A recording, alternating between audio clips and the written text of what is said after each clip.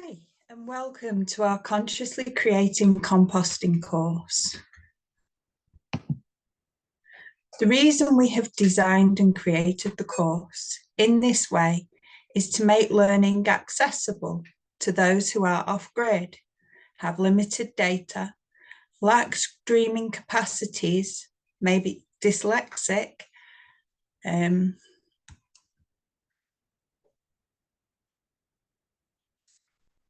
Hi, and welcome to our Consciously Creating Compost course. The reason that I've designed and created the course in this way is to make learning accessible and easy to those who are off-grid, have limited data, lack streaming capacities, dyslexic, or who lack the resources that so many of us take for granted in the global north. Here's a learning tip for you. Did you know that when you read as you listen, you're more likely to take in what you're hearing? And when you listen and write down what you hear, you will take in even more and process it even more effectively. The main goals of this course are so that you understand what composting means. You know how to compost. You will know what to compost. You will know what human manure is and discover the safest way to make human manure. You will learn what a compost toilet is and what it is not. You will understand how a compost toilet works and learn the health benefits of compost toilets. You will also understand how to make a safe compost toilet.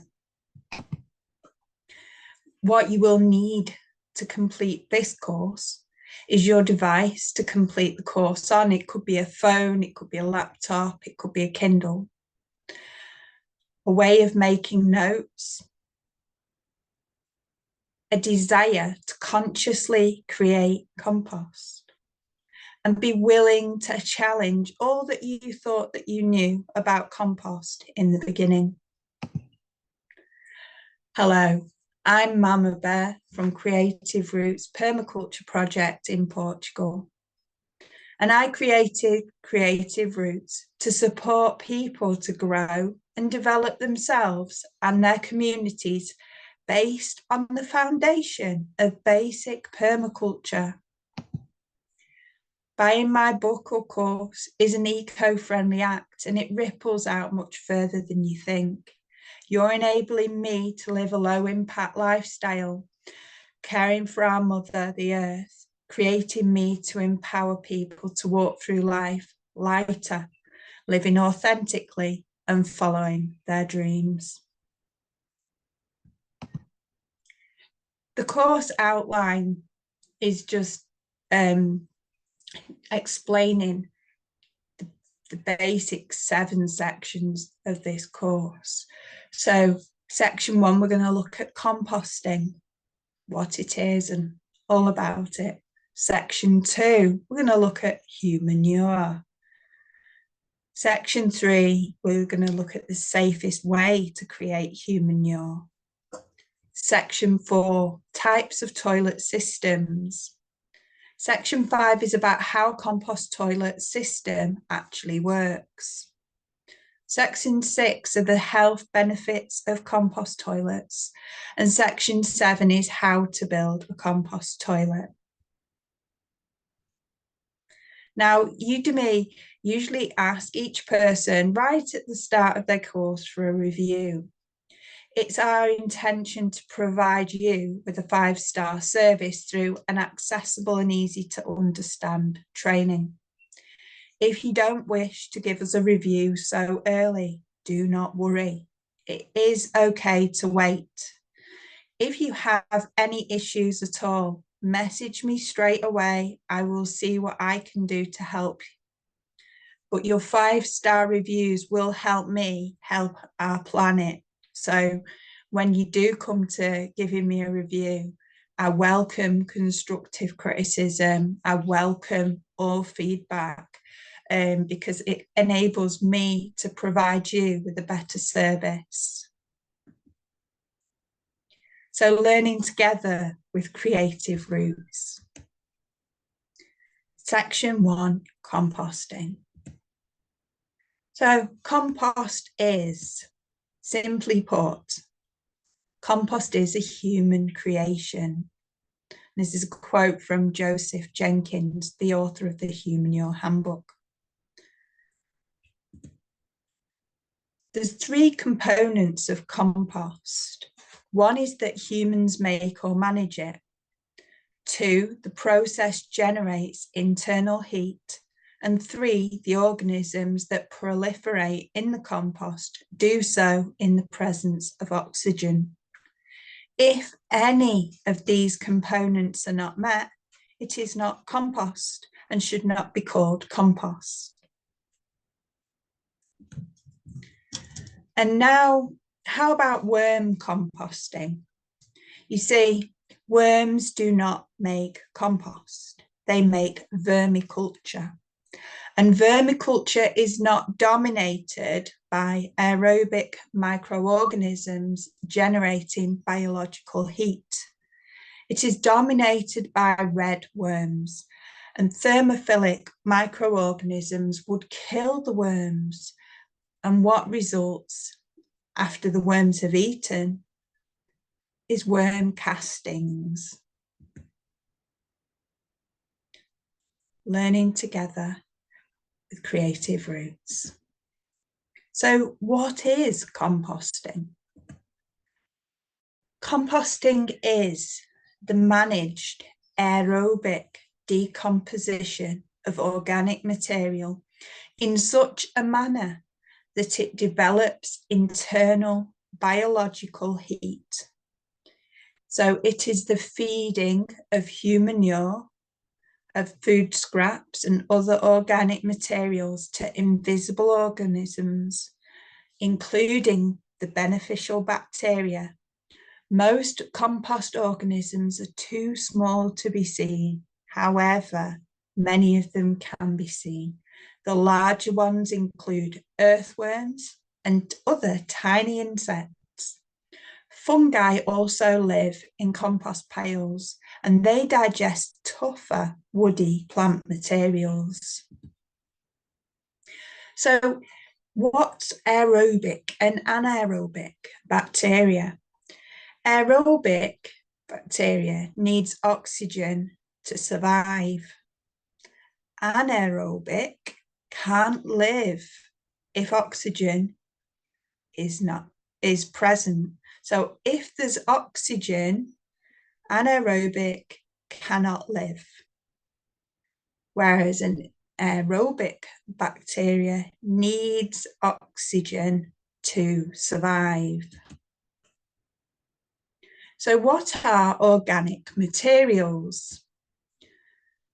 Well, organic materials are those materials that come from living things like plants and animals.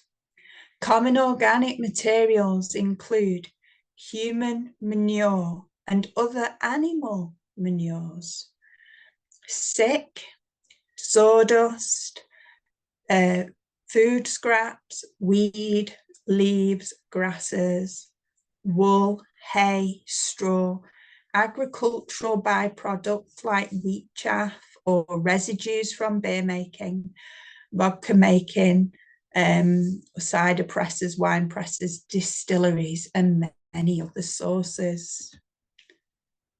Feeding organic matter to compost organisms. So how does one feed organic materials to compost organisms? Organic materials are fed to compost organisms by creating a pile of organic material in a compost bin. An above ground pile allows aerobic microorganisms inside the pile to have access to oxygen. It also quarantines the organic material in an enclosed way, away from people, dogs, goats, chickens, and other creatures that shouldn't be disturbing the compost. Now, microorganisms will digest and convert human manure into compost. When the human manure is combined with carbon-rich organic materials such as grass, leaves, sawdust, hay, sugar cane, bagasse, rice hulls, weeds and straw. Aerobic compost organisms do not like raw human manure. It's too wet and too high in nitrogen, but when combined with drier materials that are higher in carbon, such as the materials listed above, the compost organisms love to consume and convert human manure back into soil. Learning together with creative roots. So, what can I put in the compost? What else should be put into a compost pile besides, well, toilet material? So all food scraps can also go into the compost bin, like meats, bones, fats, oils, vegetable peels, liquids like spoiled milk or stale beer, tea bags, eggshells, hair, or anything else that is organic and produced by the household during food production and consumption. So can sanitary napkins, sanitary towels, although you will have to pick out pieces of plastic from the compost after it is finished. Animal mortalities like dead chickens, cats, raccoons, possums and ducks or other creatures can be buried in a compost pile as well. This morning, my cat brought me a mouse. So the mouse was dead and it got placed into the compost pile as I did the processing of the composting this morning. Other animal manures such as chicken manure, sheep manure, horse manure, goat manure, etc., can also be added to a compost pile.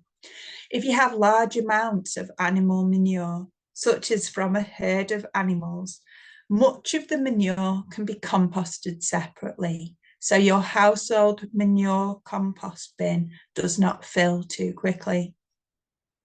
It may be necessary to keep a wire cover on top of the compost pile to prevent dogs and other animals from climbing on top of the pile and disturbing the compost, although a thick cover material on top will deter most vermin. What I did find personally, as I have done human manure, practiced human manure composting now for I think 4 or 5 years. And in this time, when we've had anything in the compost pile, all we've done is put a larger layer of biological sponge on top. Now, the larger layer does get warm and the chickens tend to sit on it, or the cat tends to lie on it and snuggle up at night, but it doesn't go in. We don't get mice trying to live in the compost pile. We don't get anything trying to dig up the compost pile or anything like that. So for us, even with the wild-born wild dogs and our own animals, we've been able to process human manure without having to have any lid on and just putting on a thicker biological sponge. Learning together with creative roots. So when do I start? When should a compost pile be started? The best time to start a compost pile is in the midsummer, when the days are longest and there is ample vegetation for creating a biological sponge for cover material.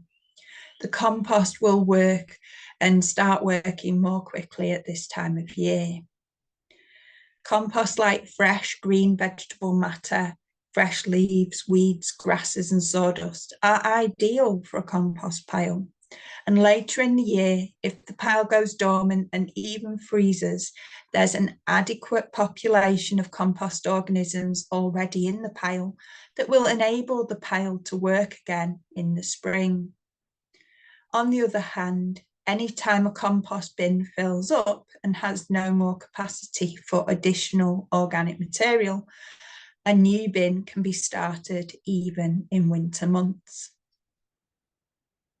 When I arrived at Creative Rootz Project, it was November, and here in Portugal, we've never experienced any freezing of the pile, and we've always been able to use hay or pallier. And as we get that, we're able to just get a couple of bales, and that's enough to start your pile at any time of year, even when you can't access anything else. If you buy that, which you can usually access quite cheap or barter with a local farmer for maybe labour, then if you can get that, you're able to start off your pile pretty much straight away. Learning together with Creative Rootz. How to build a compost bin. So a simple compost bin would be 4 pallets set on edge and fastened together in a square. More permanent bins involve posts and boards. If the top of the compost is accessible to chickens, dogs, or nuisance animals, it can be covered with wire mesh to prevent the compost from being disturbed. And a piece of loose wire fence can work well and is easily removed when adding compost to the pile. The compost bin itself can be built from pallets, scrap wood, wire mesh, stacked bales of hay or straw, or other recycled materials. Even masonry materials like block, brick, or stone. Avoid lumber, that's wood, which is treated with toxic chemicals. Here at Creative Rootz, our compost pile is made with pallets. And we have, a pallet is roughly 1 metre square. And we have 4 pallets, which we join together at the sides. Here is a small diagram of a toilet and pile, and it's easier to have your pile next to your toilet, so you don't have to carry your toilet materials too far, and that enables you to fill up a quite substantial container and only have to move it a few feet. So here you've got a cubicle right next to the pile, and it was like that at Himsa. And what you could do is you could put your toilet stuff straight into the pile afterwards.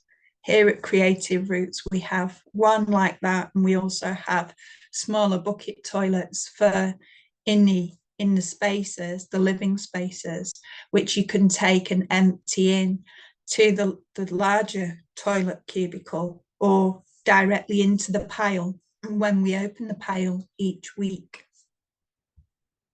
We recommend you have a 1 metre square cube for each compost bin. A toilet system can be used in the same location for generations. Serious composters will construct a permanent bin, and a minimum 3 bin system is recommended. 1 bin is filled for a year and then left to age. Another bin is filled for the second year while the first bin ages. The first bin is gradually emptied as the second bin fills, and by the time the second bin is full, the first bin is empty and the cycle begins again. The central bin is used to store cover material, which must be kept dry, so it won't freeze in the winter or get too wet during heavy rains. A roof over the third bin can be used for rainwater collection, with the water being conveniently used for cleaning compost receptacles. A water collection system must be drained during freezing weather.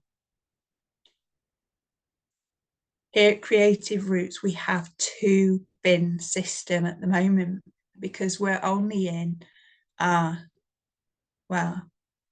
second year. So once the first bin was full, then we set up the second bin, and the first bin is still processing nicely. Learning together with Creative Rootz. Community composting. Compost toilet collection for centralised composting.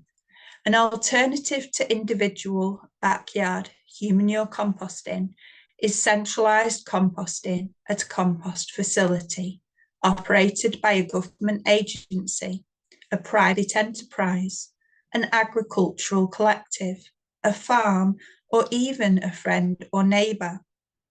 In such a scenario, the compost toilet receptacles full and covered with lids are collected from homes, toilet stalls and apartments, perhaps daily, weekly, and are taken to a composting site.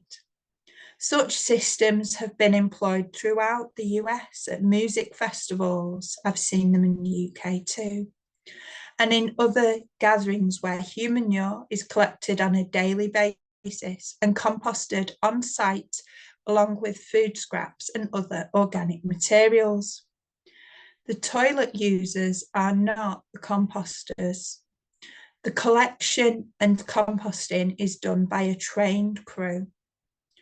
Video footage of such systems can be seen at the humanurehandbook.com. Compost monitoring.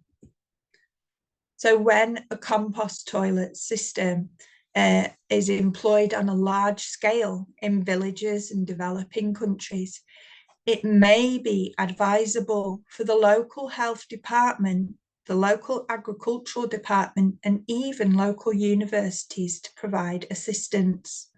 This can be done by monitoring the compost making process to determine best practices, which cover materials work best, how much grey water is required to water the compost, if any, and to analyse finished compost samples for the existence of pathogens and to conduct analysis of the finished compost to determine, excuse me, to determine its agricultural value.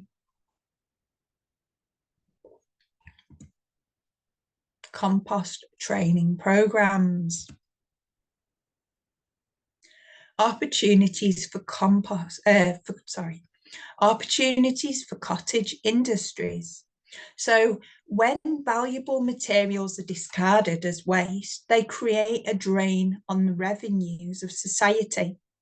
When valuable materials are recycled, they allow us to reclaim wealth. The recycling of human manure on a large scale can create small businesses. This could include toilet making businesses, compost bin construction and erection businesses, and the compost making businesses. The finished compost can be a valuable commodity for enhancing local agricultural or horticultural production.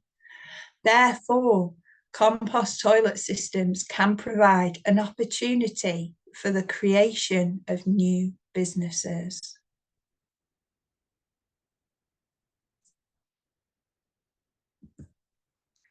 So you can see here we've got a list, and it's just saying where you can find online human manure videos.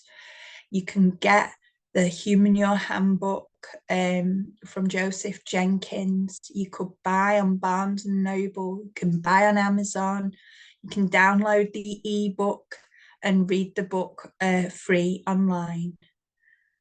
So if you need to, just press pause and copy down this list.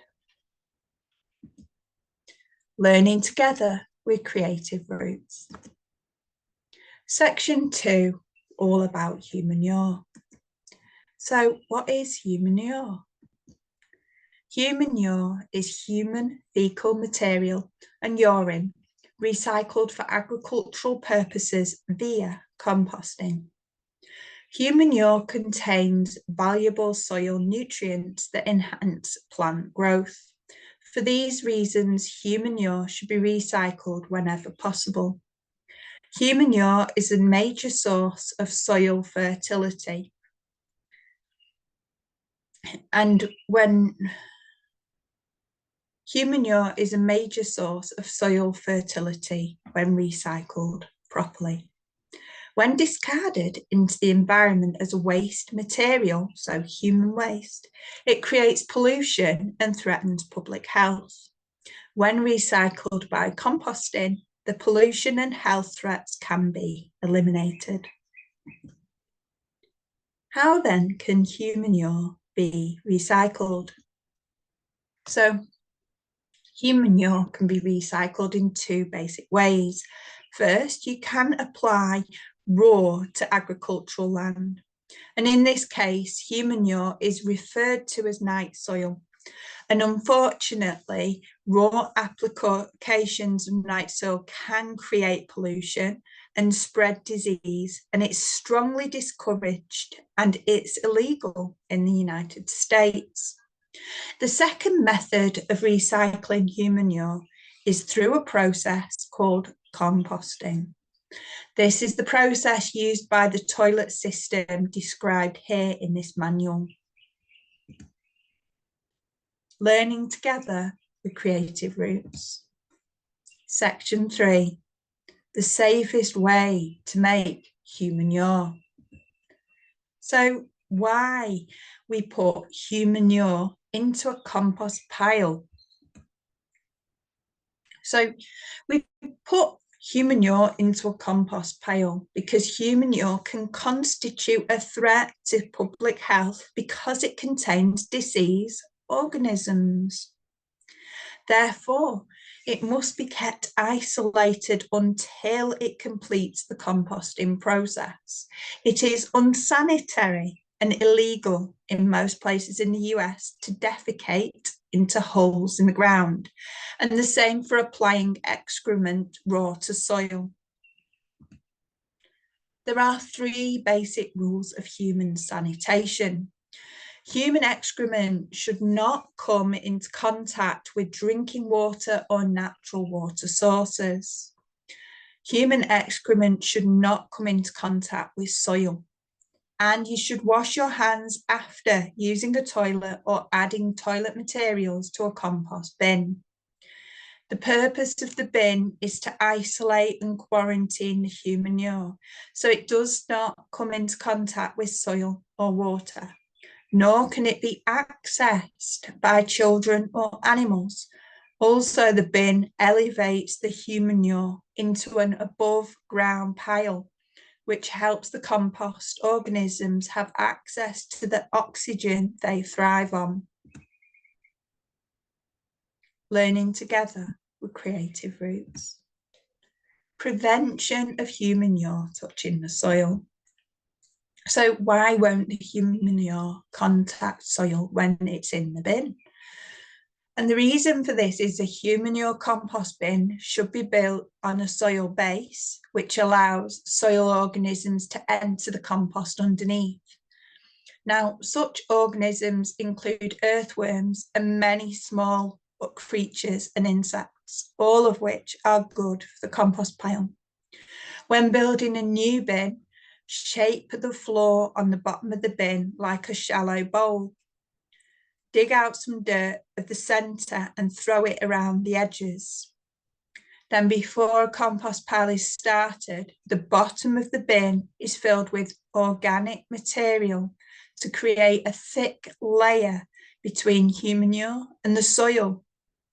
This is called a biological sponge, which is an 18-inch, which is like half a meter layer that absorbs liquids, and it stops it draining from the initial human manure deposits. So this biological sponge can be made of loose grass, leaves, weeds, hay, straw, animal manures, etc., or a blend of such ingredients. Once the human manure begins to compost, this is indicated by internal heating of the compost pile, and it takes a few hours or days, depending on a lot of variables. The compost pile then begins to absorb moisture and may even require watering in dry climates. Grey water and certainly urine can be used to keep the compost pile damp. The compost should always have the moisture of a wrung out sponge and can even be wet, which is why all urine should be added to a compost pile. If it's too dry, microorganisms lack motility, so they can't thrive, they can't get about, and the organic material will not compost. Here in Portugal, it's perfectly all right to keep all your urine in, not use a separator ever anyway, and make sure you just keep peeing on the pile, especially over summer, especially in the middle parts of central Portugal and the south. Explaining grey water. Now, grey water is gently used tap water from bathrooms, sinks, showers, tubs, and washing machines. It isn't water that's come into contact with feces, either from the toilet or washing diapers. Grey water can contain traces of dirt, food, grease, hair, and certain household cleaning products. If the compost seems too wet, work in more cover material when adding wet organic material to the pile. As long as the pile is above the ground, not underwater, you don't have to worry about whether there is oxygen in the pile. The motility of compost organisms require a liquid medium, so you could say they swim rather than walk. Therefore, a damp pile is essential. As the microorganisms proliferate, that was easy to say, not, in the biofilms that create organic materials. Learning together with creative roots. So how is human manure composted?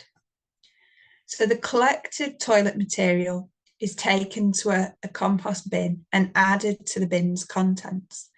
If a single adult were using a compost toilet with a proper cover material, he or she would have to empty approximately 1 20-litre toilet receptacle once a week.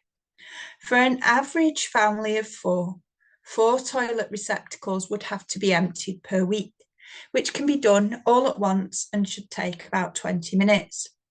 For every 20-litre container of toilet material taken to a compost pile, a roughly equal container of organic cover material will be necessary to bring back into the toilet room.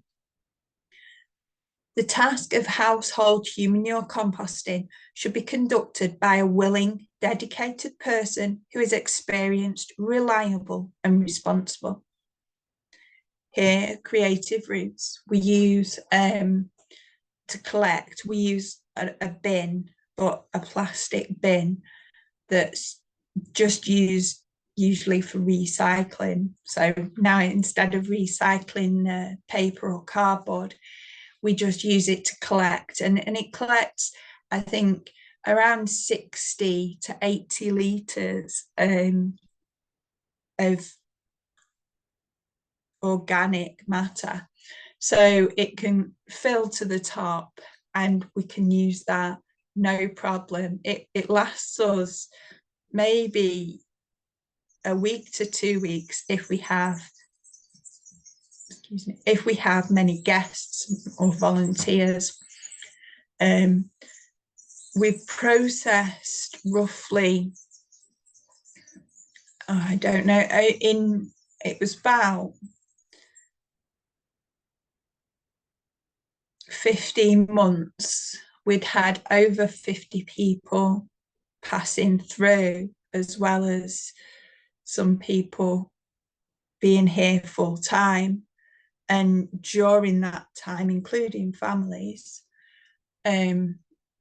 we only ever had to empty the toilet and do the compost pile once a week.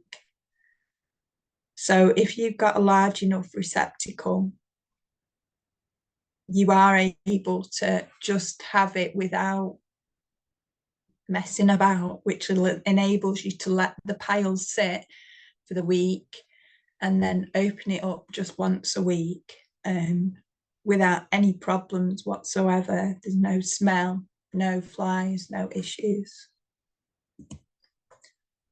The rule is to add organic material into the pile, not onto the pile. So you pull the cover material layer aside from the top of your compost pile and open the compost underneath using a specific tool, shovel, fork or similar, and you add the fresh organic material into the depression where you've pulled it open in the middle. You're pulling the compost over the fresh material and pulling the cover back, the cover layer, the biological sponge that you put on the top, you cover that back over and add more if you need to. So this is actually called center feeding a compost pile as opposed to layering a compost pile. So it's illustrated in the 4th edition of the Human Handbook and here in this course. So you can remove the cover layer. Obviously, it isn't as as square as that. It's just for the diagram, just for getting you the idea. So you're feeding the new organic matter into the center of the pile. So it's the center of the center. Outside, you can see a base and side layers of browns or carbons. And you've got the top layer. The top layer is also carbon material. So I pretty much all the time use hay. So once you've got that hay and you've got that good thick layer, it's just perfect. Learning together with creative Rootz. So do you have to turn compost? Is it true that compost piles should be turned periodically? And no, you do not need to disturb the compost pile other than to remove the cover material from the top of the pile and dig the depression when adding new material. Let the compost organisms do the work for you. Sufficient oxygen is entrapped in the pile as you add compost materials. Digging, chopping and turning the pile is unnecessary. It disturbs the organisms that have already established their own layered populations. Just build the pile and patiently allow it to age. Then use the compost. It is a mistake to try and hurry the compost process. Composting requires patience. Composting is an art. The practice of composting can be improved through experience and observation. There is much misinformation being circulated about backyard composting, often, ironically, by compost educators. So please learn more about the compost myths. Read the Human Your Handbook, which I used a lot of that with permission to create this course, because if something's not broke, you don't fix it. I've got my own personal experience of using human manure and processing human manure, and it's just the land and everything just sings your praises. Is so grateful when you keep things in a closed loop system, such as human manure composting. And it protects your land, it boosts biodiversity, it helps retain the moisture in the soil. All these things are so important, especially when you live in somewhere with a warmer climate. The human manure composting methods outlined in this manual involve contained composting. The compost is never left in an open, exposed pile. The compost is always collected only in bins, and it's always covered. When someone piles organic material into an open pile, as was often done back when composting practices were first being developed, and is still done today in many places, the pile stinks. It attracts flies, and it needs to be stirred and turned repeatedly. For those of you who know, I teach energy medicine, and why waste your energy stirring and turning things over and living with a smell when you don't have to? You can save your energy for doing something else. To do my toilet and all the scraps I'd collected and the dog waste and everything, it took me 15 minutes this morning to process the whole week's organic matter. So really, it would take much longer just to stand and turn something, and you're standing and turning something that stinks. That doesn't happen here. People come and they go, but we can't smell it. Are you sure that's really got that? Yes. And, you know, there's animals that have gone in and everything. It really is important. Why waste energy, and why try and fix a system or change a system that works perfectly? Just let the compost, and you do your bit by adding it in weekly. Open piles are usually not covered because the surface area is too large, and it takes way too much cover material. Also, open piles have large surface to volume ratios, so there's too much surface relative to the weight, the volume. And this means the internal heat of the pile is unavailable to a large amount of the organic material on the outside surfaces. So the piles must be repeatedly turned, so the outside is turned inward, allowing all parts of the pile to be subjected to the internal temperatures. Turning is labour intensive, and it's unnecessary when containing the organic material in a covered bin. The notion that compost piles must be turned refers only to open piles and windrows, which is not what we do or recommend when compost toilets are being utilised. So bearing in mind, we had over 50 people passing through and using the toilet and staying here, as well as guests, people that just pop in. So many people have used the pile, and in a 1 metre square pile, we managed to contain 15 months of organic matter. That's including all the food scraps, animal bedding, weeds, and we also process all the neighbours as well. So there's plenty of space in a 1 metre pile, because as it breaks itself down, you put it in and you're like, wow, there's no room in this pile now, it's really full. And you come to it a week later and it's just right to add another lot. It's beautiful, beautiful. Learning together, creative roots. So, cover materials. Acquiring cover materials, and without proper cover materials in adequate quantities, the compost toilet won't work.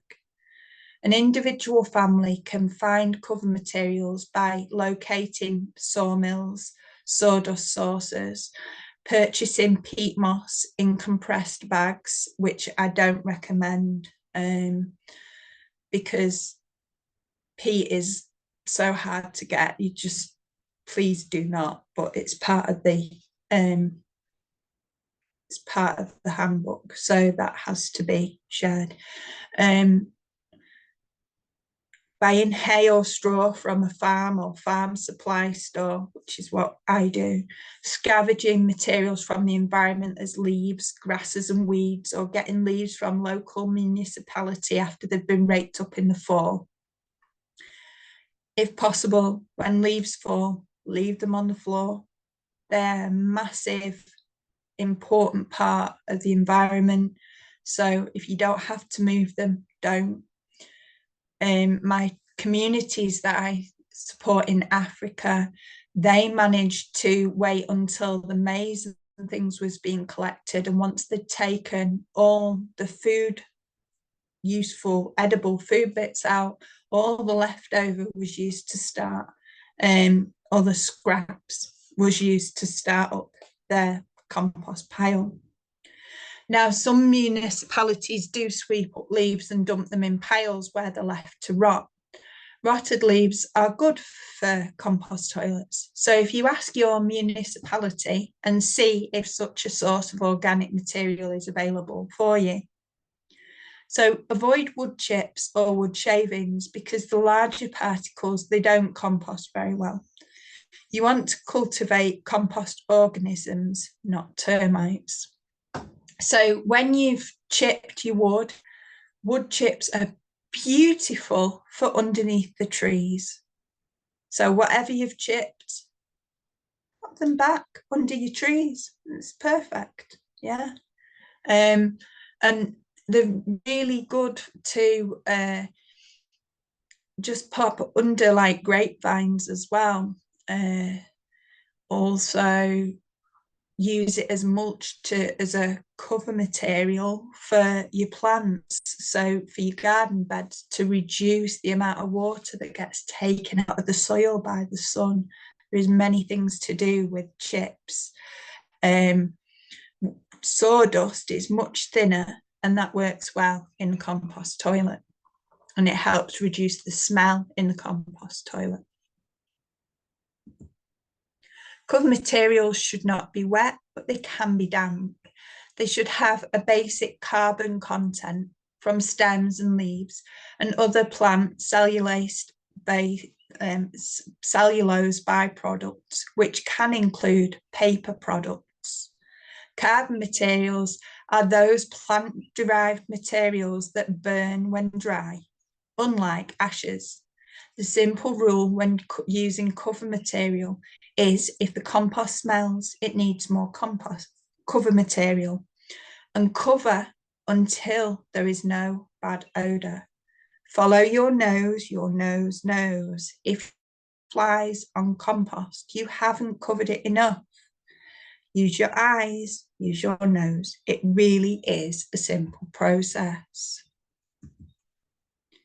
Learning together with creative roots. Will my compost bin smell?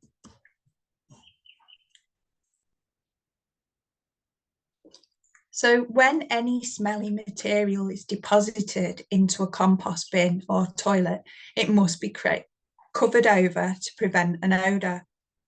The cover materials in bins include weeds, leaves, grasses, hay, straw, and scrap or cotton materials, but should never include tree branches or thick woody materials, including wood chips. A reminder that termites are not compost organisms. Keep a cushion of cover materials around the inside of the bin to insulate the bin and to prevent compost materials from falling out. The organic materials should be deposited into the centre of the bin in a depression in the compost and covered over with the existing compost and then the cover material. A tool such as a rake or shovel or hay fork should be kept at the compost bin for making compost. It shouldn't be used for anything else anywhere else.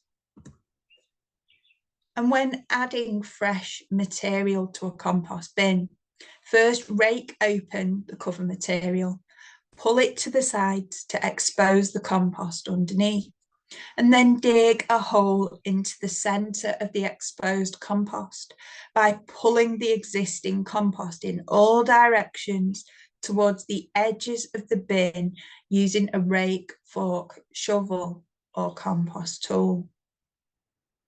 Dump your new organic material into the hole. Rake the existing compost back over the new material. Then rake the cover material back over the compost. Add enough new cover material to keep a clean layer on top of the pile at all times. By following these directions, no food materials will be exposed to attract vermin like dogs or raccoons. Nothing will smell, nothing will attract flies, and human manure will be deposited directly into the active part of the pile where it belongs. So, what about rainwater? Well, rainwater is good for compost. It helps keep the compost moist. And once the compost starts to work and heats up, it absorbs a lot of moisture. In areas where rain is excessive, like monsoon areas, it may be advisable to cover the compost during heavy rain. If the compost is subjected to excessive rain, it can leach liquid from the bottom of the pile, but this is unlikely to occur under normal circumstances. However, in severe rain conditions, a simple tarp, a waterproof cover over the compost, prevents it leaching. In dry climates, the compost might need to be watered. Grey water can be used for this purpose. A heavy cover material, layers such as hay or straw on top of the compost pile, will absorb rain and prevent leaching. It also prevents the compost from drying out in arid climates. Learning together with Creative Rootz. So, how long does it take to fill a compost bin? A standard human manure compost bin can be used by a family of 4, and it's about a cubic metre, up to 1.5 metres, so 1.5 metres square by 1.5 metres high. And a bin of this size can hold the entire amount of organic material collected by the family over a year, including human manure, cover materials, food scraps, plus garden and yard materials. The reason of a small bin this size can hold so much material is because the organic material shrinks while it's composting. The compost organisms convert the organic materials into a dense humus, a process that involves constant shrinking of the organic materials that are added to the pile. When composting for larger groups, larger bins will be needed, or a number of bins may be used. In cold weather, if the compost is dormant or frozen, it will undergo no shrinkage and will fill more quickly.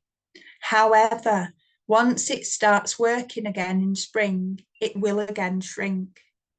One misconception that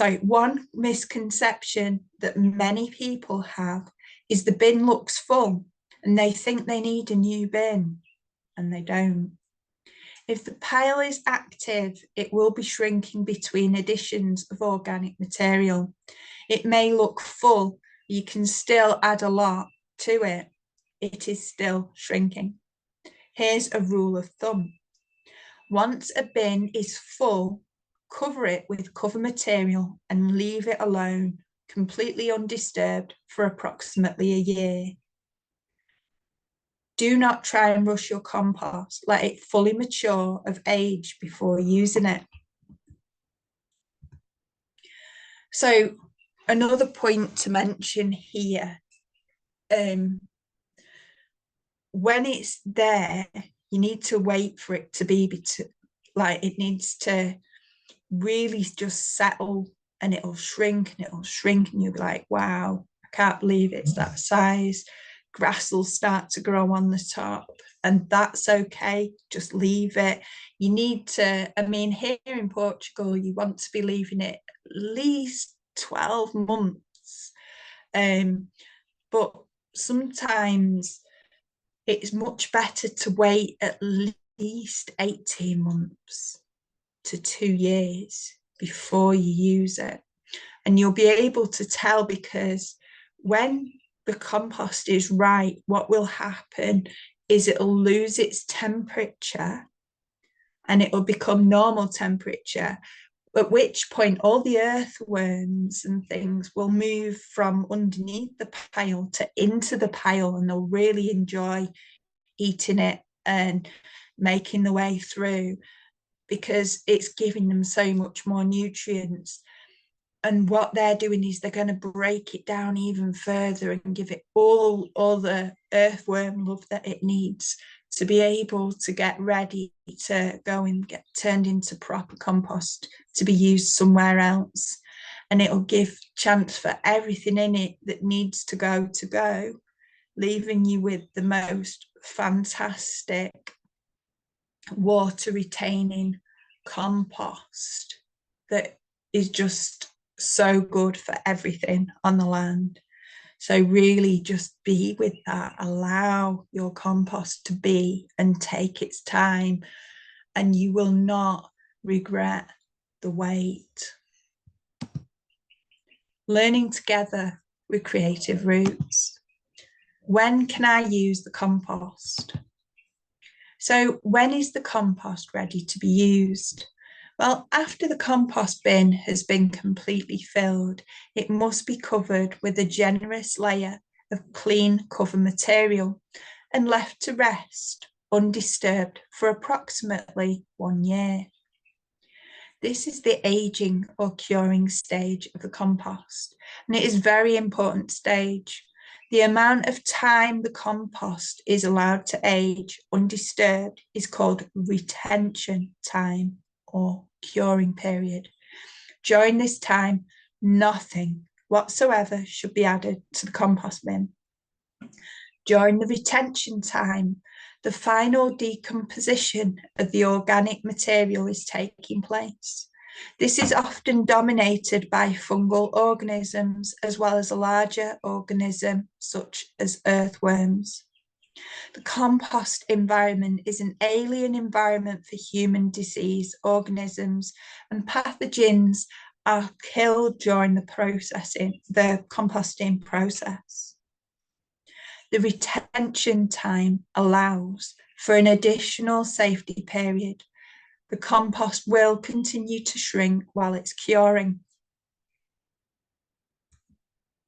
Immature compost is cytotoxic or toxic to plants. It kills plants.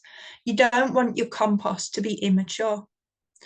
You may hear people saying how fast they can make compost. Some say only a few weeks. Stay away from these people and keep it away from your plants. They don't know what they're talking about. Let your compost fully mature. Allow it to cure for 1 year at least after the bin is filled is a good practice. Plants will start growing on your compost pile when it's fully mature. And you can pull a sample of your compost out, put it in a jar and sprout a seed in it to test maturity. Pumpkin or cucumber seeds work well for this purpose. Otherwise, after a year or so of aging, the compost will be ready. Excuse me. Now, in tropical climates, the curing or retention time may be reduced to 9 months. Use your compost thermometer. Make sure the compost temperature has dropped to ambient outside air temperature before you use it for agricultural purposes. So, learning together with Creative Rootz. How do I know when it's safe to use? So, how do we know the compost is safe to use?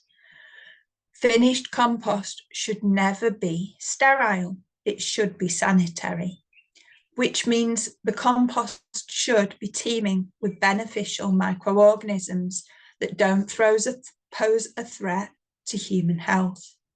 Any human disease organisms that may have been in original organic material should have been eliminated, weakened, or greatly diminished by the time the compost has come mature.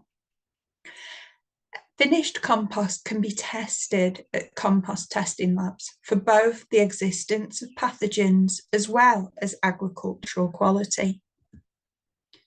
If a composter doubts the safety of the finished compost, the compost can be allowed to age for an additional year or used for ornamental plants and flowers, trees and bushes, or food crops where the compost doesn't come into contact with the food, where the handling of the compost is minimised. Rather than let mature compost sit an additional year, shovel it into holes in the ground and plant something on it. Wear gloves and wash your hands after. A healthy household that composts its own manure does not need to be overly concerned about the safety of finished compost if the instructions in the manual are followed. On the contrary, by composting human manure rather than disposing of it into the environment, long-term public health and safety is improved and the environment can be protected and the finished compost can provide soil fertility. Learning together with Creative Rootz.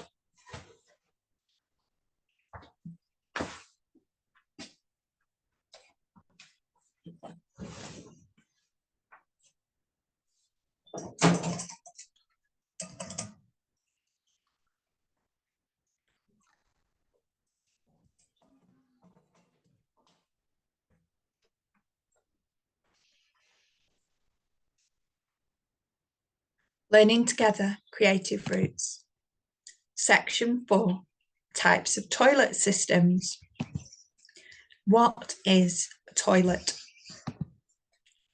So here's a picture of a toilet. Toilets have got many, many names: thunderbox, throne room, commode, privy, loo, bog, porcelain throne, water closet, privy, the Oval Office. So we can see our ignorance in our literature throughout the West, where we seem to have lost the true description of a toilet and indeed describe it in its westernized form. A toilet is a large bowl with a seat or platform with a hole, which is connected to a water system and which you use when you want to get rid of urine or feces from your body. A toilet is something many of us could not imagine our lives without, and often something we take for granted in the global north. Unfortunately, toilets are still globally something many people do not have, and is, in many countries, something only sat upon by wealthy people. The true definition of a toilet is a seat with a hole or a hole in the ground where a person urinates or has a bowel movement, or a room where the seat or hole in the ground is located. Learning together with Creative Rootz. Open defecation. So here is a picture of open defecation.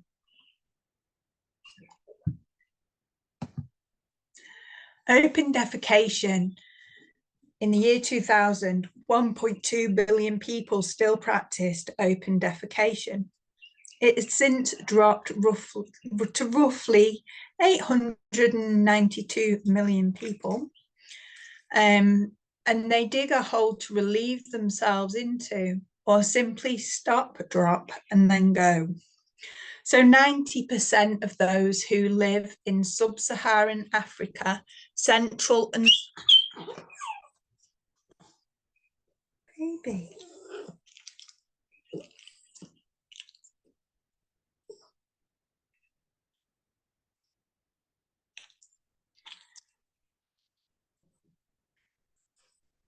Open defecation.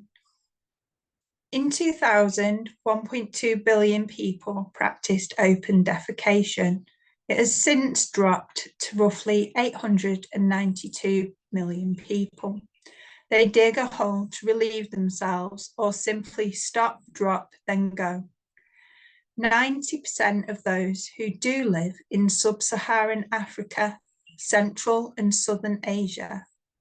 The issues with this are animals can come along and eat what you leave behind if it's left uncovered. Also, you attract flies. Learning together, creative roots. Pit latrines. So here is an image of a pit latrine, which many people do practice in Portugal. A pit latrine is where you have a pit that people poop into. And it often doesn't have an airflow for inside or outside, and has a covered slab. This is a very posh pit latrine. I've been to many places where they call a compost toilet shitting through a hole into the ground, which is a dug hole. As you can see with this, it has a porous lining. So whatever you goes into the pit, it goes straight back out into the environment. A pit latrine offers way more privacy than just stop, drop and go. But they're simply a hole dug in the ground, which have a building of sorts or shelter over the top. And when they're filled, or they get topped off with more soil and then move to a new location where they begin again. The problems with pit latrines are many. They create health, environmental and aesthetic problems. The hole is open to anything which may choose to wander in and explore, from mosquitoes and flies to animals and young children. The rotting matter leaks into the soil and pollutes it, and the smell can be fierce too. In dry soil, pollution can travel 10 feet down into the earth and up to 3 feet out from its outer edge. In damp soil, pollutants are spread up to 50% in the direction of the groundwater flow. So in damp soil, pollutants are spread up to 50 foot in the direction of the groundwater flow. Learning together with creative roots. Dry or biological toilets. So here's a pretty cool picture with a woman saying, this is how it works. So there's a urine container, they're separating the urine. And they have a ventilation pipe and have chambers in which they collect the matter in.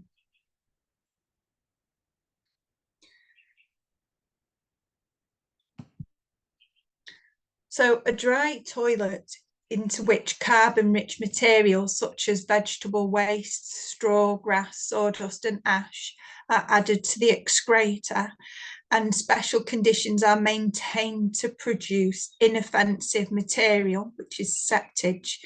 It may or may not have a urine separation device. The matter created by these toilets is often called compost. This is incorrect. It contains septage, known also as humus, which is not sanitary or safe for use. In the US, septage must be removed by licensed people. Now, composting must meet the 3 criteria stated in the first section of the course book. It must have thermophilic heat, human management, and aerobic conditions. The issue with these systems is they need composting to make it safe before you can use it.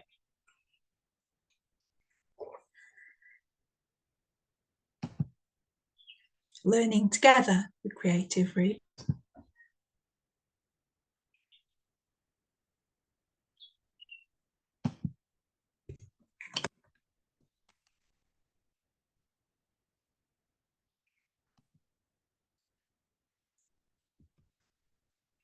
Learning, learning together with creative Rootz. Toilets with septic systems. So here you see a toilet. So here is a toilet, a hole in the ground with an air vent. It's in a house. It's got a vent pipe.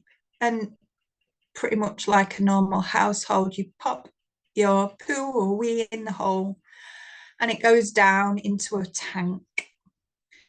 And it's a two compartment septic tank. So it's the most of the gets in the first and then eventually goes through to the second. A toilet with a septic tank is attached to toilets and water. Human fecal matter and urine are flushed into the tank. The process causes something called putrefaction. As you can imagine, the tanks need to be emptied. This process is stinky and it still needs somewhere to go to. Usually it's taken to landfill or a suitable place for treatment. Some treatments, some systems allow for the liquids to go out into the soil. This too can cause the same issues as pit latrines. So here in Portugal, they do use things called soakaways. They have septic tanks for the majority of houses here in Portugal. What happens is, like a pit latrine, things go in, and during the rain season, water gets in and things get polluted. It's quite common, and it just is how it is over here. There's so many people who have to have people come and pump out their tanks. Now, contaminants produced from such pollutants like bacteria, viruses, nitrates, phosphates, and chlorides, plus those which contained chemicals from household productions such as chloroform, toluene, ethylene, chloride, and benzene. Putrefaction is decomposing organic matter, resulting in foul-smelling products. 168,000 vital and 34,000 bacterial illnesses can be tracked to badly maintained systems annually just in the US. Septic systems allow the transmission of disease, including bacteria, viruses, protozoa, and intestinal parasites. You have so much in Africa, all the people that use pit latrines, and it's scary, and disease over there is rife, and death. Learning together with creative Rootz. Toilets with wastewater systems. So here we can see what most of us know from the UK and US. You have the rain coming in and it's into the same water as the sewers as what your houses and your businesses go in. All the wastewater goes into the same area, a combined sewer, as your poo. So people's poop, their sanitary waste and stormwater go and get mixed, and it gets taken to a wastewater treatment facility where water is treated and eventually goes out into public waterways. Also, you can get sewage getting out into the sea and water sources. So toilets attached to wastewater treatment plants. Sewage plants work like a huge septic tank. They collect everything that gets flushed into the system. They collect water and waste through pipelines, covering huge communities and businesses. This means it collects their excrement just like a septic tank would, but then uses industrial chemicals and contaminants on top. This system costs a lot of money to run and maintain. Poor maintenance causes large-scale pollution and severely damages the environment. Severe organic pollution affects 14% of all river stretches in Africa, Asia, and Latin America, which get into the food chain, contaminating water and fish. Hey guys, I'm recording. Learning together, creative roots. Compost toilets. So here we have a small box with a toilet seat, and you can see 4 receptacles and of course the beautiful Human Your Handbook. Please note this toilet is called a compost toilet, not a composting toilet. You cannot make compost in a toilet, you only make septage. The matter must be composted in the compost pile and managed correctly. So compost toilets. A compost toilet collects. Enough. Compost toilets. A compost toilet collects toilet material, which includes human excrement, fecal material, urine, and toilet paper. It is not a waste disposal service used to dispose of waste, as is a water toilet. A compost toilet recycles human fecal material and urine. When something is recycled, it is not wasted and should not be referred to as waste, which is why we call it human ure as opposed to human waste. Also collected in the toilet are toilet paper, as well as tubes from the centre of toilet paper rolls. All urine is collected in the compost toilet.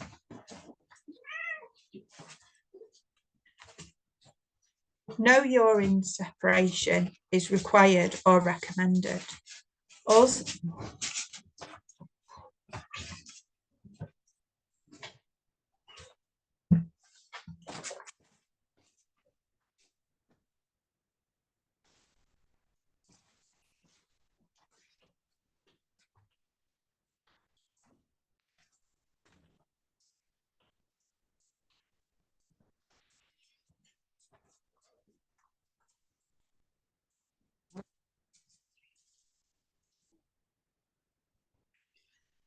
compost toilets.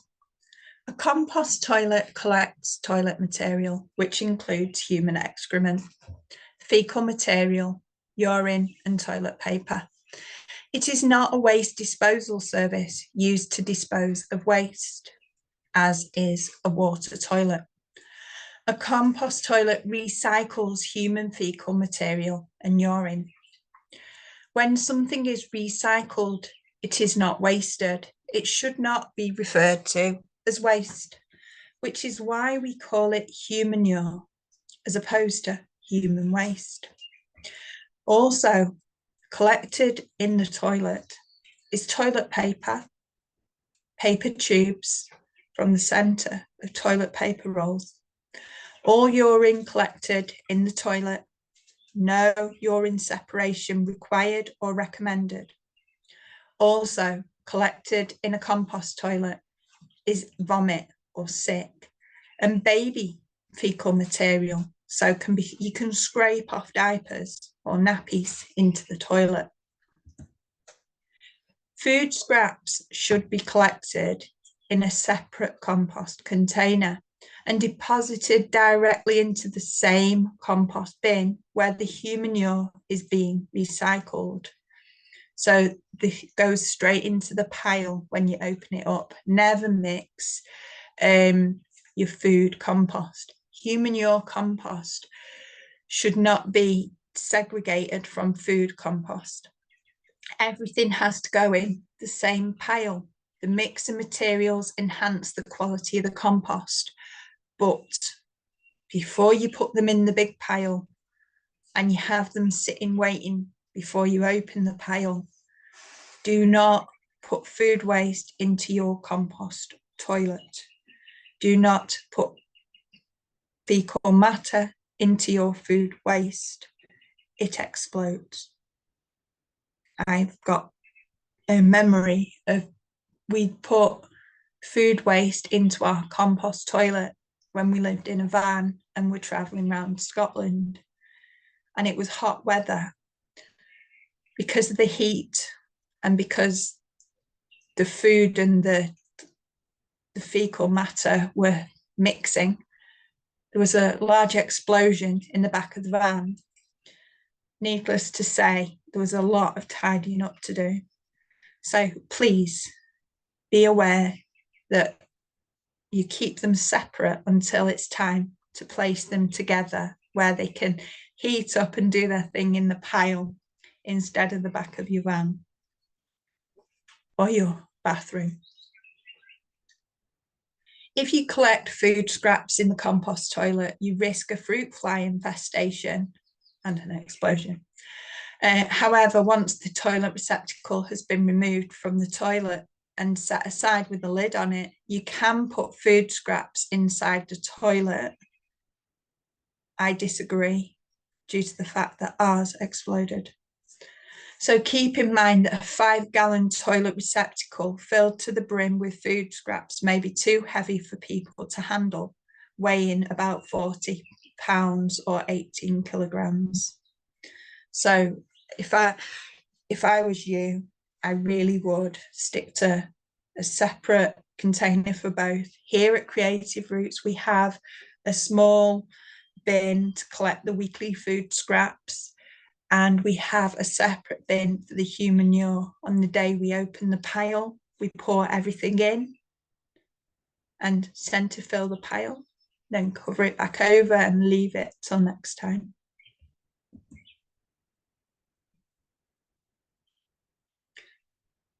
The compost toilet should be located in a private, comfortable setting, indoors year-round or outdoors in what? Excuse me. The compost toilet should be located in a private, comfortable setting, indoors year-round or outdoors in warmer climates if desired. When properly used, the compost toilet creates no unpleasant odours. Therefore, many people choose to place their toilets indoors, in or near their bedrooms, or offices, or in a basement, wherever is most convenient, private, and comfortable. Keep in mind that the toilets are best located where the receptacles can be easily removed to an outdoor compost bin or set aside later for collection. Learning together with Creative Roots. Why does it not smell?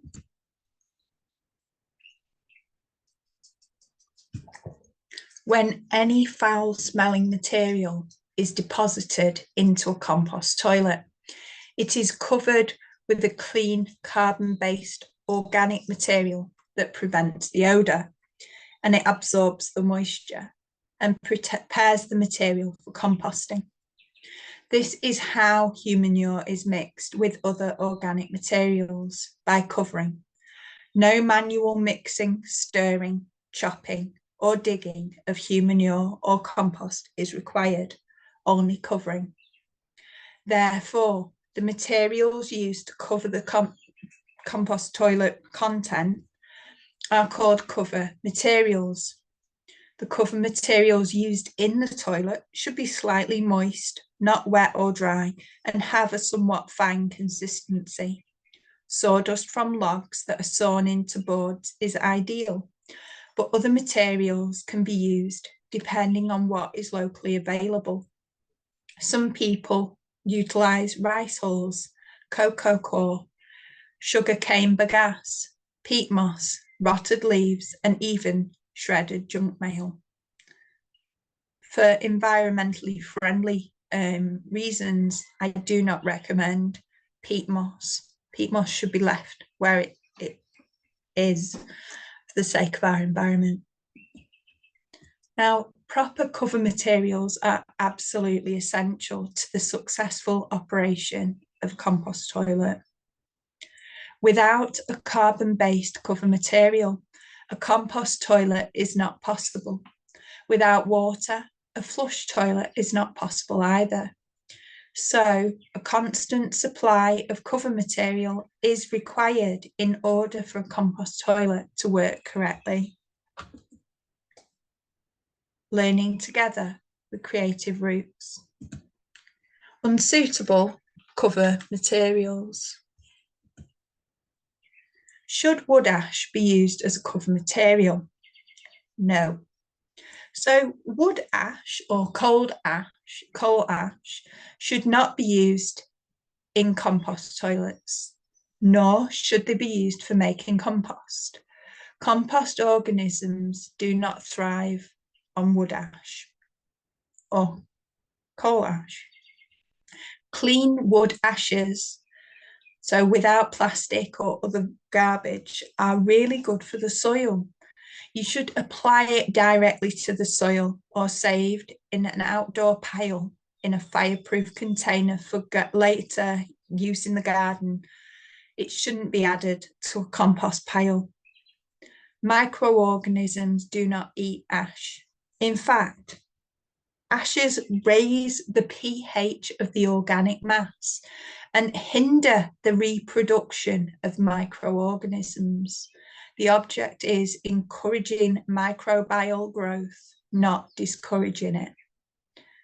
Just for an extra note, when you put wood ash around trees that contain stones, like peaches and olives, it's really, really beneficial for the trees.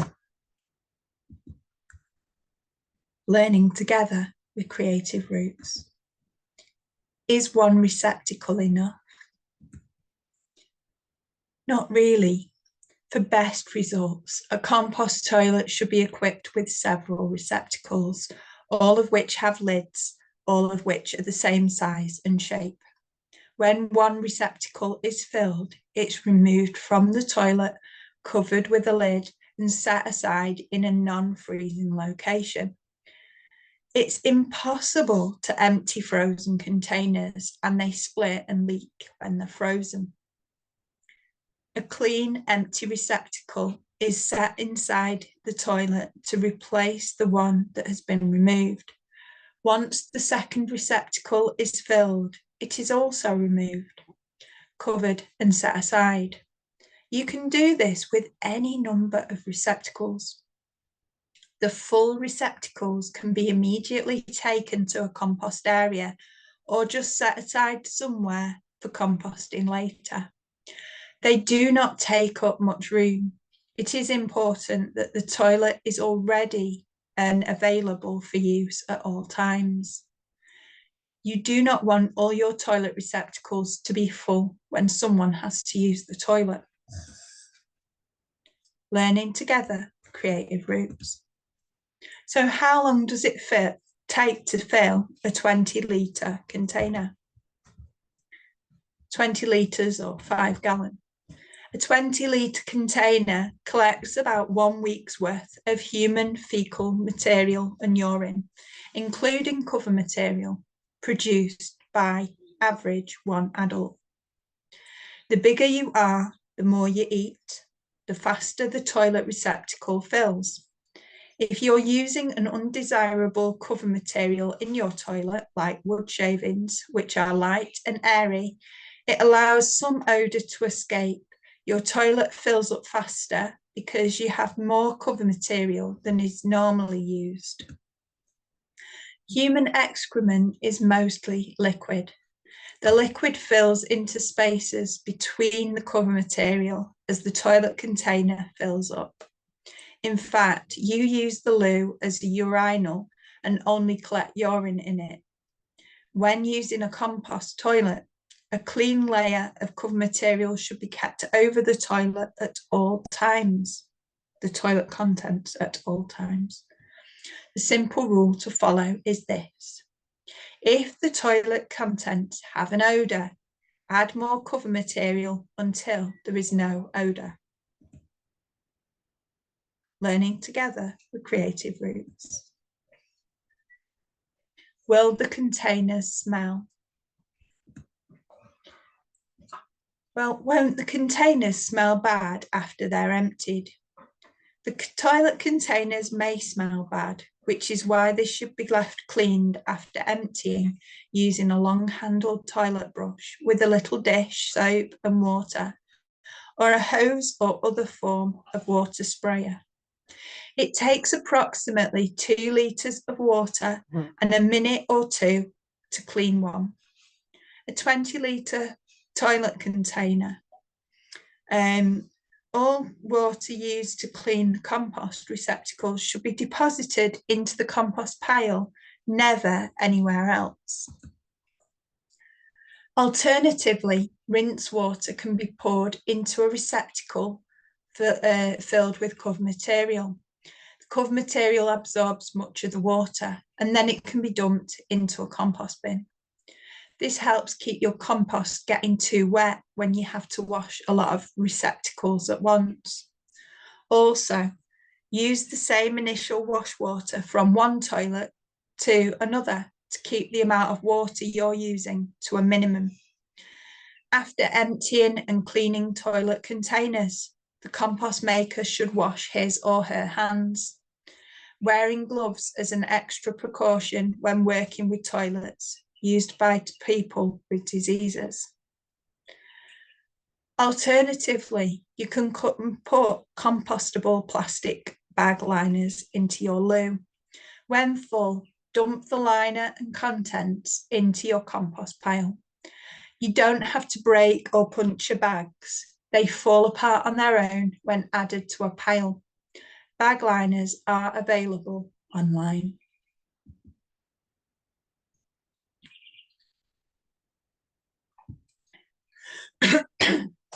Learning together with creative roots.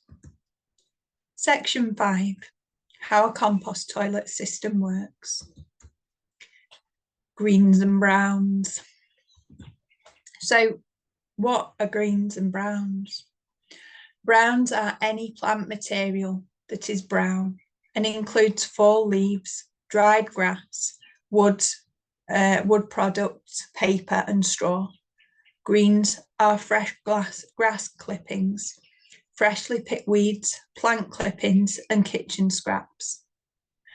Calling composting ingredients brown or green is useful because it's simple to understand, but the brown and green rule does not always work. The colours do not always make something brown on carbon or green and nitrogen.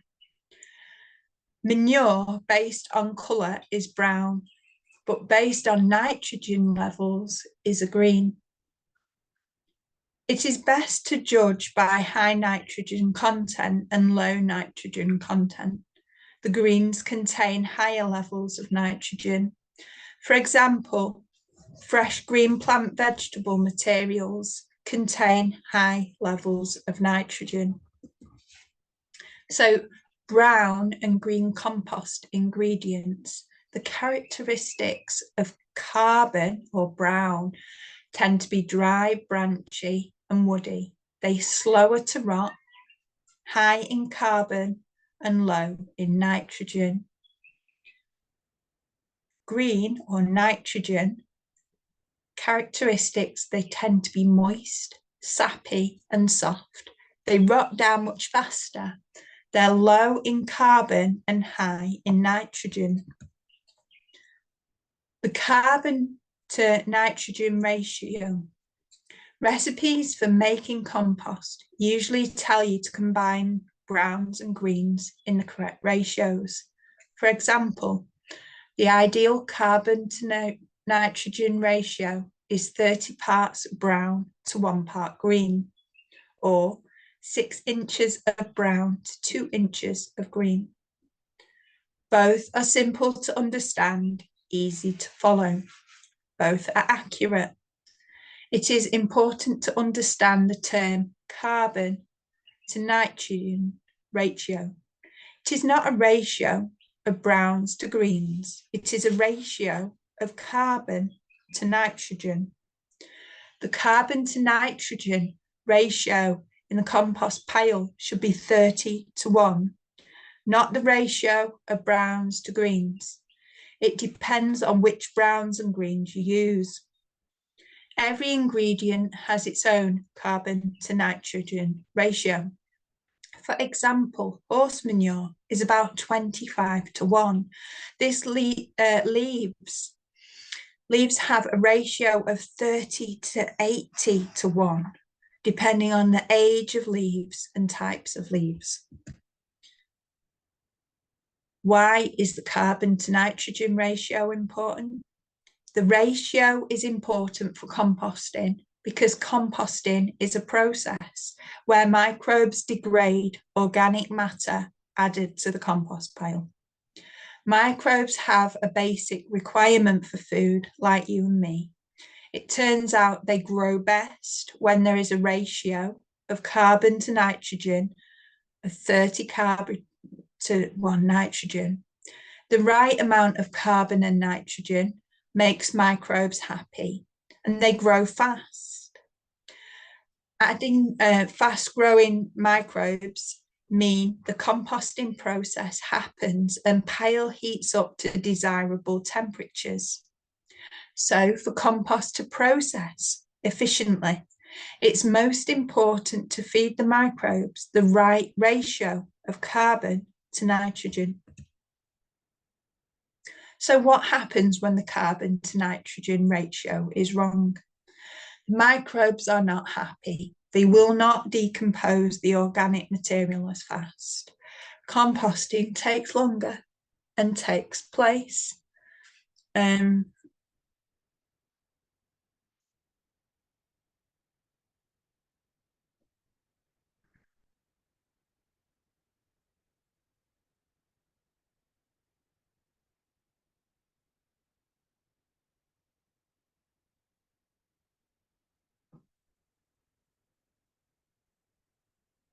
What happens if the carbon to nitrogen ratio is wrong? Well, the microbes will not be happy and they won't decompose the organic material as fast. Composting will take much longer. The reality of composting is for the average person, it is not easy to have the right ratio of material. Like, how can you figure out if your leaves have a ratio of 30:1 or 80:1? You can't. Secondly, it is rare to have right ingredients available. Most greens are available in summer, browns in autumn. Some suggest holding browns until you get enough greens and using them. That is possible. It's more work and needs more space. The reality is, if you add ingredients to the compost pile, you make compost. It's a slower process, but it's okay. You do not need the exact carbon to nitrogen ratio to make compost. I keep my scraps in a scrap bin and I add it weekly when I open the pile. How do you make compost faster? Well, most gardeners have more browns than greens, unless they bring in manure or add urine. And most of the stuff you collect in autumn and spring are browns.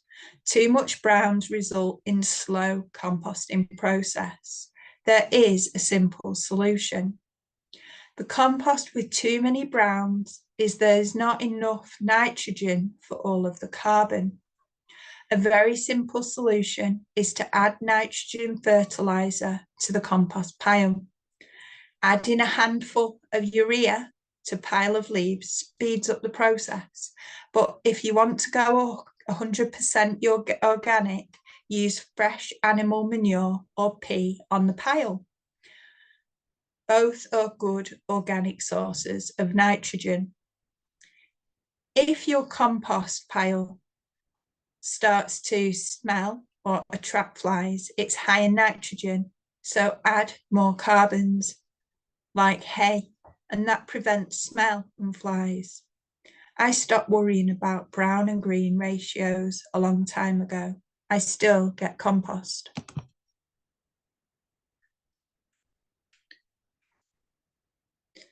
Essential ingredients in compost: carbon, nitrogen, oxygen, and water. So many composters go on and on about browns and greens. Browns are carbon and greens are nitrogen, but it's recommended you use a correct carbon to nitrogen mix for composting. But as humanure composters, we use humanure and urine, which provide nitrogen and moisture, which are two critical ingredients for any compost pile. This is covered by carbon material and the other items you can add from the kitchen, household, and garden. So don't worry, forget the maths and pile everything in together. Learning together with creative Rootz. Toilet and compost collection. Keeping everything together. Unlike the dry or biological toileting system, you do not add food matter or lime ash to your toilet. You do not separate urine. Once your toilet receptacle is full, you can open up your pile and follow the diagram and instructions for a reminder in how humanure is composted in section 4. While the pile is open, add all the other organic matter you've collected before sealing the pile back up. You need to feed it all in together. Try to only open the pile when you have time to give it time to really start working. So we used to do it twice a week, but now I do it once a week here at Creative Rootz. I have a much larger receptacle to move. So once a week's perfect. This way you can be guaranteed to create a compost, not septage, through generating the required amount of heat. A thermometer should read between 50 and 70 degrees. Community compost toilet programs. Compost toilet training programs. When compost toilet systems are being employed by individuals on a large scale in a village setting, it is important individuals undertake a training program before starting their composting systems. This training program should include being required to read and understand a manual like this, being required to watch an instructional video showing a successful existing compost system in operation, and attending a toilet building workshop, a compost bin building workshop, or a compost usage workshop. These training programs could be conducted by local NGOs, local government agencies, or by local private groups or individuals.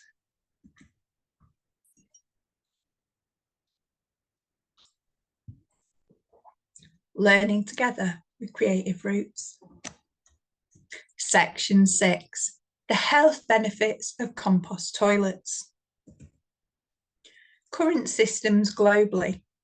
Currently, 827,000 people in low and middle income countries die as a result of inadequate water, sanitation, and hygiene each year, representing 60% of total diarrheal deaths. Poor sanitation is believed to be the main cause in some 432,000 of these deaths. Diarrhea remains a major killer. It is largely preventable. Better water, sanitation, and hygiene could prevent the deaths of 297,000 children aged under 5 and under each year. Open defecation perpetuates a vicious cycle of disease and poverty. The countries where open defecation is most widespread had the largest number of deaths of children under 5, as well as the highest levels of malnutrition and poverty and big disparities of wealth. Learning together with creative roots. The benefits of composting and human manure systems. Composting human manure and using human manure toilet systems cuts the cost of water treatment. It reduces the cost of sewage plants and pipelines.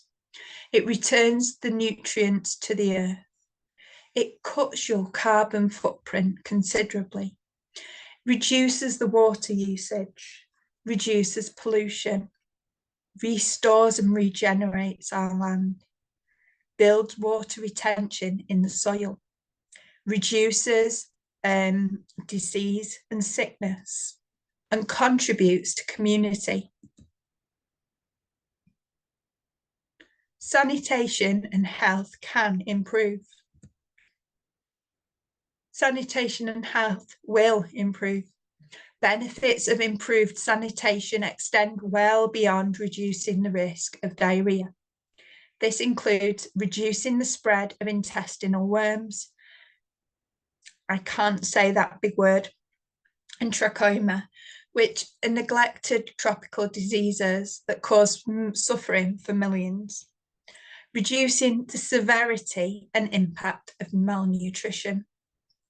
They promote dignity and boost safety, particularly among young women and girls, because they promote school attendance.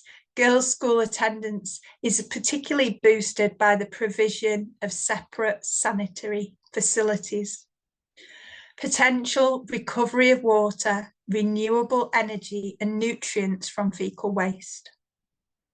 And a WHO study, that's the World Health Organization, in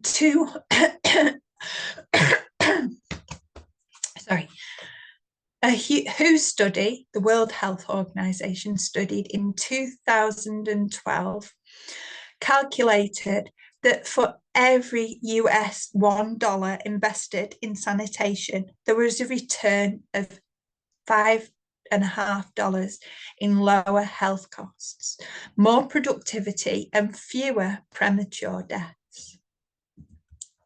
Learning together with creative roots. Section 7, how to build a compost toilet. A simple compost toilet must have a lid to close, a stable place to sit, a waterproof collection container, and be strong enough to hold your weight. Remember, you do not need a urine diverter with a human manure compost toilet. It all goes in together. A compost toilet can be built with what you have available. It can be as different as you are, as long as you have a lid to close it, a stable place to sit, a waterproof collection container, and be strong enough to hold your weight. To build a compost toilet, the only thing that limits you is your imagination. You can be as creative as you wish and even paint your own designs.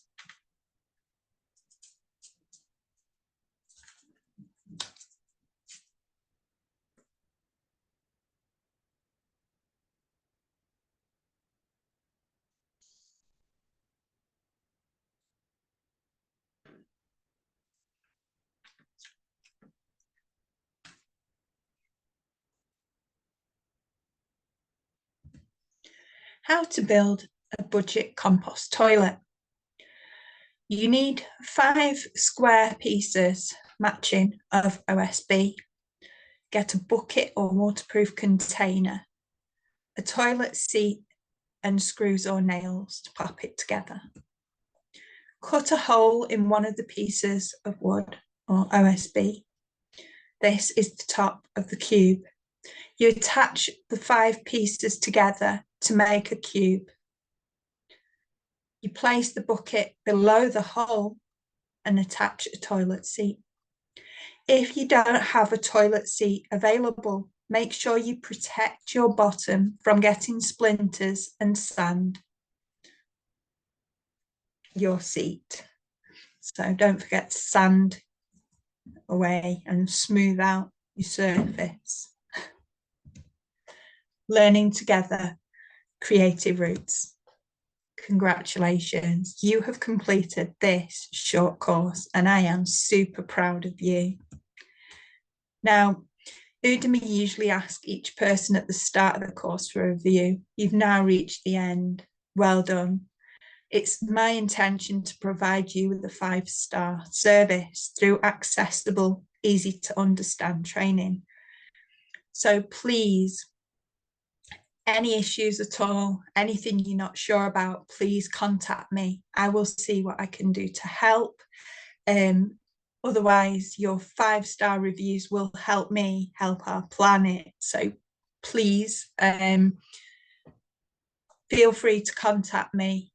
Any issues, we'll see what we can do to sort them out. Otherwise, please give a 5-star review so that I can continue to encourage other people to help save the planet. May your composting life be blessed. Happy conscious composting.